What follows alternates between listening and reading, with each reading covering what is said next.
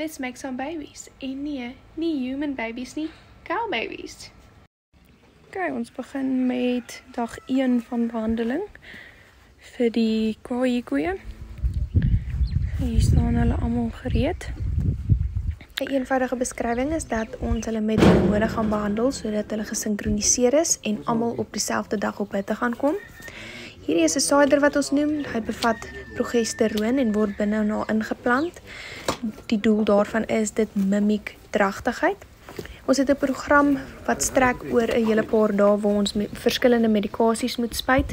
Die einddoel natuurlik is dat almal op dieselfde dag 'n eiersel gaan vrystel en die serviks gaan oop wees reg vir inseminasie. Die saaiders in.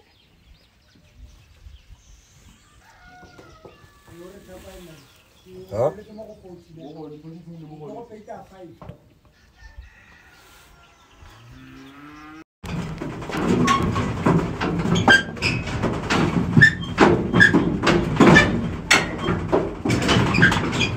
Okay, dis weer tyd om die KI-koeie in te bring vir hulle volgende behandeling.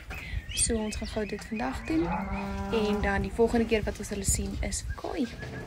Na al die verskillende behandelings behoort hulle almal nou op dieselfde dag te ovuleer, die eiersel vry te stel, die serviks oop te wees en basies reg te wees vir inseminasie. Die laaste stap was net om die saaiders uit te haal en nou kan ons uitsien vir die dag van KI.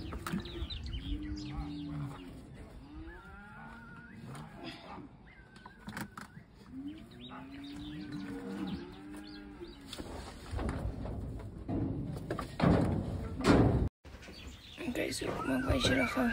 Hierdie is nou die gebruikte saaiders.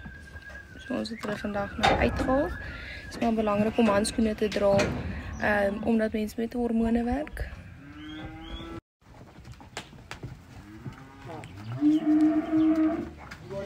Okay, so hier is ons dit gou besig om hulle gewoond te maak aan die KI-stasie. So wil hê hulle moet gemaklik kan deurloop. Hier kom hulle nou weer terug in die kraal in, dat ons hulle vir nog 'n ronde kan vat.